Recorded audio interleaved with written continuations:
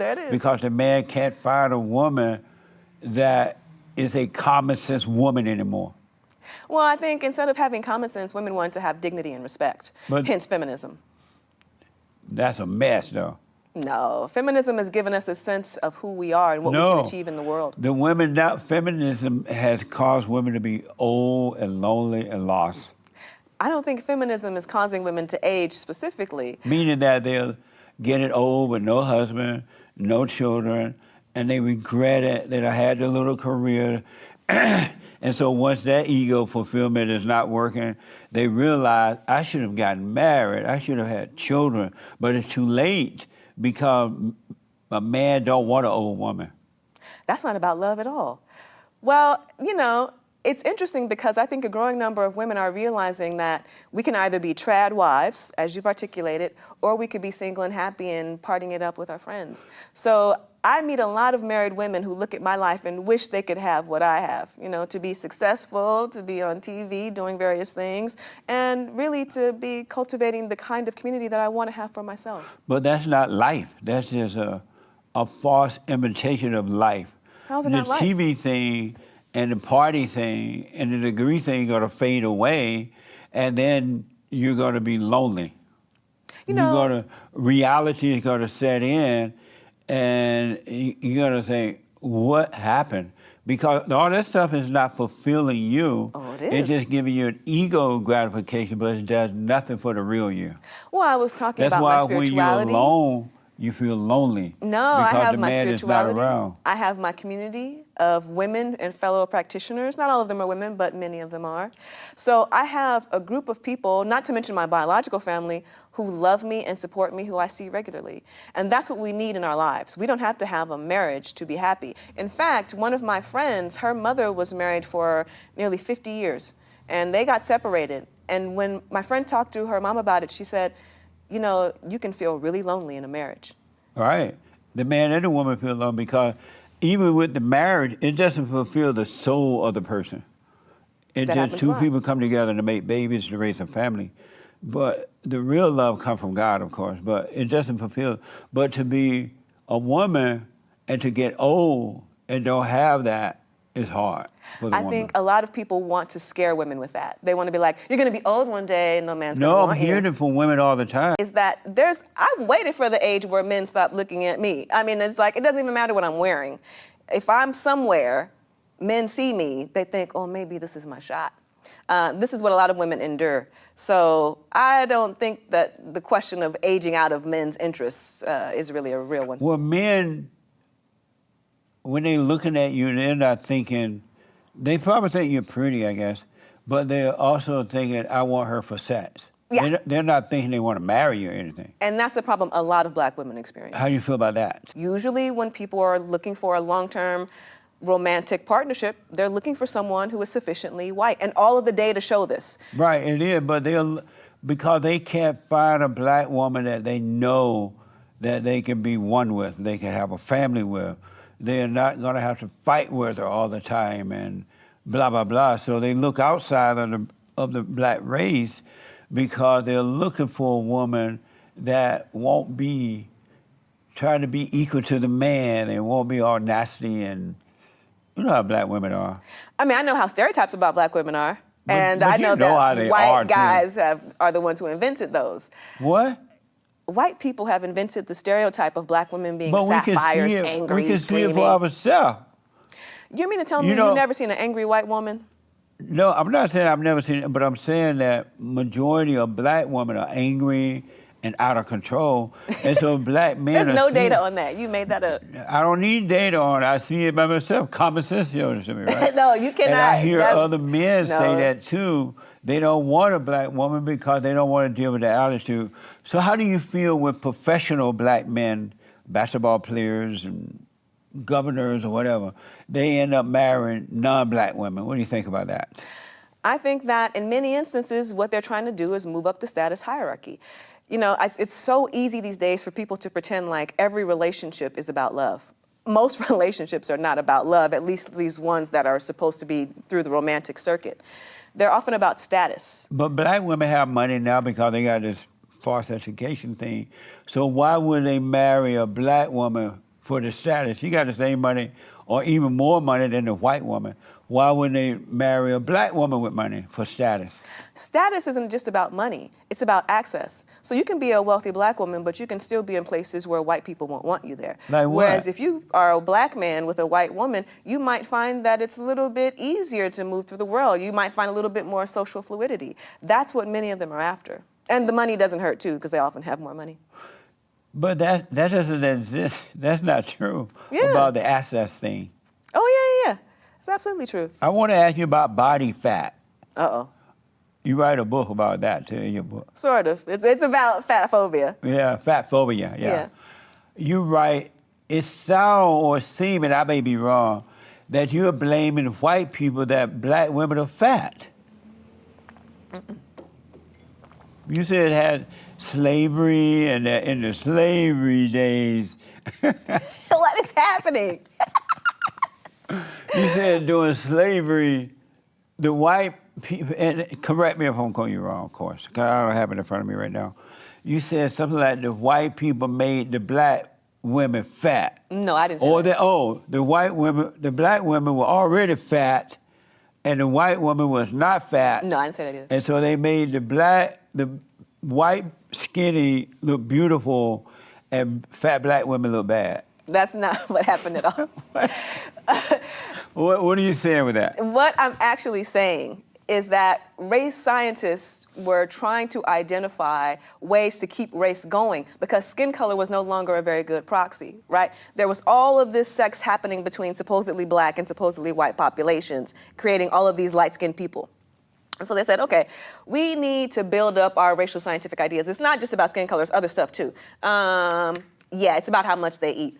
Black people are greedy and they tend to be fat. And we don't want ourselves to be like that because we're good, restrained, white Christians, right? So that was really the genesis of the idea. Because for a very long time, as we can see in Renaissance art, there were plenty of voluptuous, fat, curvaceous, fleshy white women who were deemed the epitome of beauty.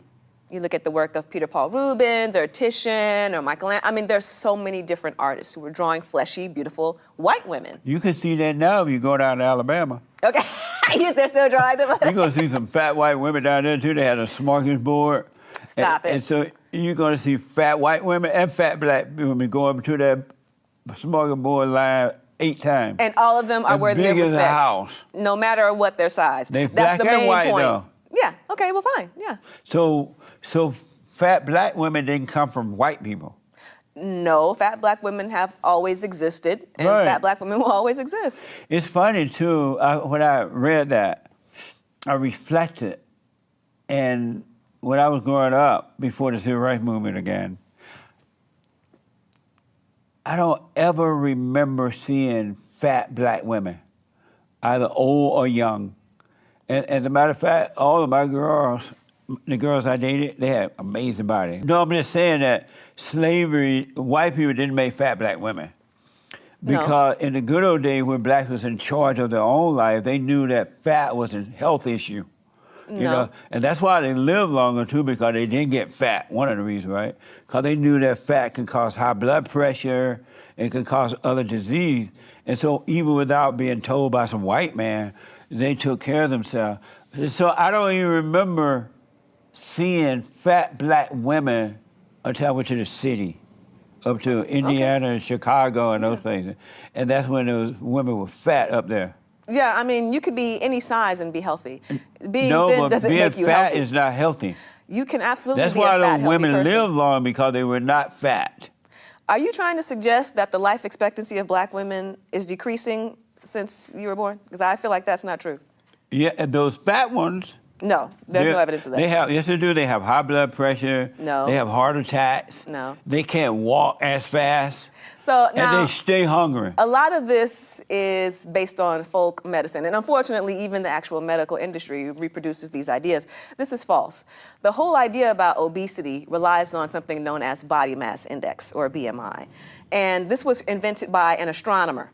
Now, how is it possible that an astronomer who was not in any way remotely concerned about health outcomes has invented a tool that we have decided to use for health outcomes? The whole thing is preposterous, but here we are. I don't know about all that, but I do know that fat black women weren't around in the good old days. Yeah, they were. And Miss Shug lived to be 100 or something. Miss Eva Lou, 90. Miss May, 120. Big Mama Thornton. What? Big Mama Thornton existed when you were growing up. No, there were fat black women. You trying to do me? I've been knowing about that. Not in Alabama. There were plenty of fat black women everywhere. Where? Like where? Not when I was growing up. Okay, I don't know where you were growing up, how there was no fat people, but fat people have always existed. Well, I'm sure fat people have always existed, but my point is that fat black women didn't come from racism. And fat black women have not, there have always been fat women, I'm sure, but they were like thinking it was good to be fat. You know, they were. I didn't say that racism invented fat black women. I never said that. You said slavery did or something, right? No, I said that race science suggested that there was a connection between fatness and blackness because they wanted to continue to find ways to denigrate black people. So they switched it up. Previously, white people enjoyed fleshy women across race, fleshy white women too. And then, as they were trying to figure out additional rationales to keep black people enslaved, they were like, nah, they got an appetite issue. They eat too much. So that's when white people changed the standard and suggested that fatness was wrong because it was connected to blackness. Well, that's not weird because when I was growing up, black people knew the standard that fat wasn't good. And no white person told them that. They knew fat wasn't healthy. As we know today that fat is not healthy. We don't know that. Uh-huh. And when you say fat, what do you mean? Fat. You realize that when there's a variety of different weights, so that a person could be considered a small fat, right, to a super fat. So for you, any amount of fat on the body is wrong? No. You know fat when you see it. But right? This is not medicine at all. That's like, you can't be like, nah, I know fat when I see it. No, that's not right. But you do know fat when you see it, right? That's exactly what I'm countering. No. You don't know fat when you see it? What I know is that there's a variety of different fat people. I can see you walking down the road or you at some event. Uh-oh. And I can see you walking through the event and you see fat women over there. You're thinking, oh, those are fat women over there. You may not say it, but you recognize a fat woman when you see her. I'm not saying I've never seen fat people. I rest my case. Fat people exist. I rest my case. How is that your case? We know fat when we see it. But that's different from assuming that any type of person that you identify as fat is unhealthy. That's wrong. No, a fat person is not a healthy person. That's why I've been asking you, what do you mean when you say that? They have high blood pressure. None they of this have is some type of heart verifiable. disease. They have some type of medical issue. Okay, we may as well Their leave this legs alone. are swollen. No, none of this is right. They can barely walk. Incorrect. But so I got to ask this. Are all of them fat? No, only one manifestation is. Well, every as far time as I I know. go into a Buddha restaurant, Yeah. Chinese or whatever they are, the Buddha is always fat, sitting there waiting for money. I don't know about the money part. I think that they're supposed to be offering a blessing to the people who enter the establishment. But all that fat don't look like a blessing. It is. Imagine how much money you needed to be able to eat during the time of the Buddha. To be fat, that was amazing. You were rich. Really? Yeah. So that's why Buddha is fat? It's one of the reasons why they depict the Buddha as being fat, but there are other depictions of the Buddha where No one Buddha's has not fat. ever told me. I've asked so many people why Buddha is always fat. Yeah, and Buddha's not always fat. Buddha's fat sometimes. I've never seen a skinny Buddha. Oh, well, they exist. Amazing. So let me ask, should a man ever marry an educated woman? If he wants to be happy. No. Should he ever marry one? If a man is straight and wants to be happy, he ought to marry an educated There is not woman. one man that's married to an educated woman and happy, not one. What you trying to say about the Clintons? Excuse me? Clinton is not happy. Michelle Obama? Michelle ain't happy. How are you going to say Michelle's not happy? She has a weak man. You were just talking about the man. Right. I Because think that Barack is quite happy to have Michelle. Barack cannot handle Michelle because she's an educated woman. So you trying to tell me Barack Obama's unhappy with Michelle Obama? Yes. It's going to be so many black people going to send you letters about this. What? It's going to be a lot of letters from black folks about this. Why?